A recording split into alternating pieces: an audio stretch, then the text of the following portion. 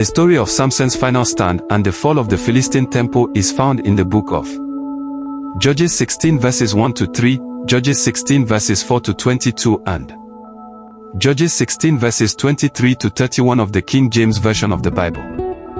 Then went Samson unto Gaza, and saw there an harlot, and went in unto her. And it was told the Gazette, saying, Samson is come hither. And they compassed him in, and laid wait for him all night in the gate of the city, and were quiet all the night, saying, in the morning when it is day we shall kill him. And Samson lay till midnight, and arose at midnight, and took the doors of the gate of the city, and the 2 posts, and went away with them bar and all, and put them upon his shoulders, and carried them up to the top of an hill that is before Hebron. And it came to pass afterward that he loved a woman in the valley of Sorek, whose name was Delilah. And the lords of the Philistines came up unto her, and said unto her, entice him, and see wherein his great strength lieth, and by what means we may prevail against him, that we may bind him to afflict him, and we will give thee every one of us 1100 pieces of silver. And Delilah said to Samson, tell me, I pray thee, wherein thy great strength lieth, and wherewith thou mightest be bound to afflict thee. And Samson said unto her, if they bind me with 7 green wheats that were never dried, then shall I be weak, and be as another man.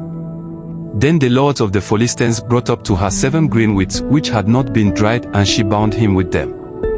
Now there were men lying in wait abiding with her in the chamber. And she said unto him, the Philistines be upon thee, Samson. And he brake the wheats as a thread of tow is broken when it toucheth the fire. So his strength was not known. And Delilah said unto Samson, behold, thou hast mocked me, and told me lies. Now tell me, I pray thee, wherewith thou mightest be bound.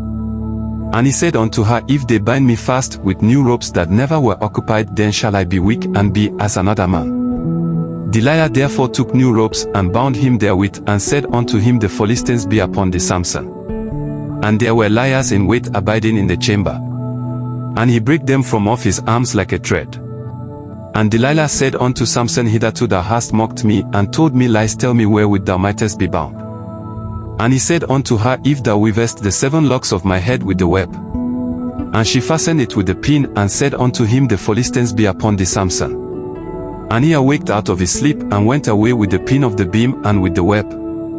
And she said unto him, how canst thou say, I love thee, when thine heart is not with me? Thou hast mocked me these 3 times, and hast not told me wherein thy great strength lieth.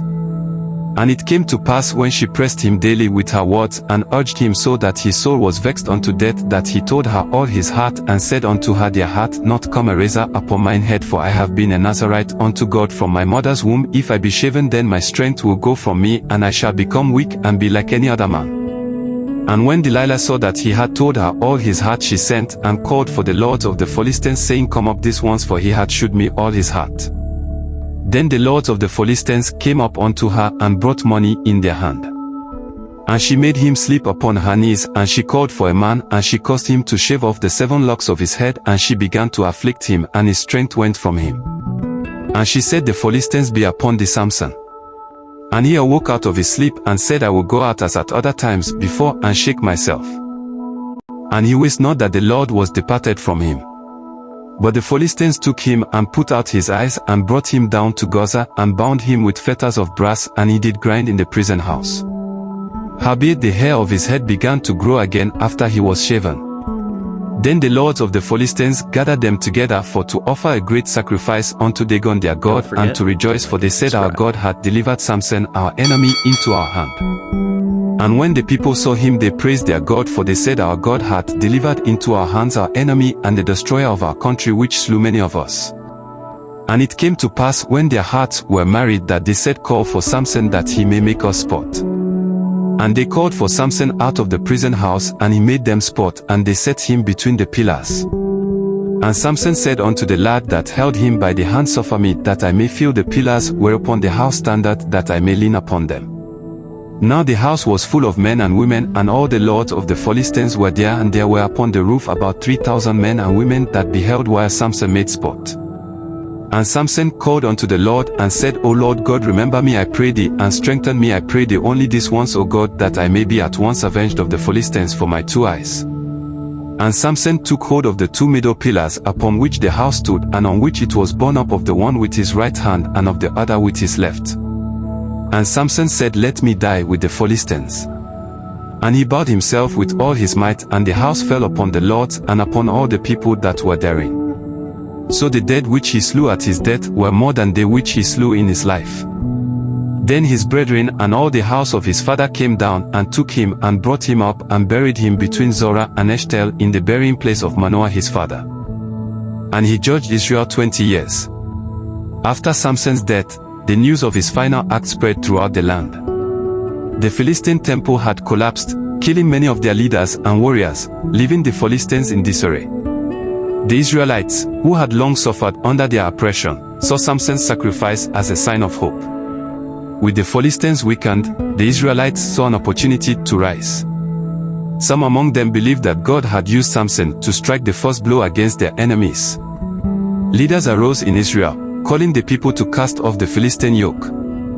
The memory of Samson's strength and sacrifice inspired warriors, and over time, small bands of Israelites began to push back against Philistine rule. The Philistines, though struck by the loss of their lords, sought to maintain control over the land. However, their god Dagon Big G had failed them, and fear spread among their ranks. They had seen the power of the God of Israel through Samson's final act, and many wondered if more judgments would come upon them.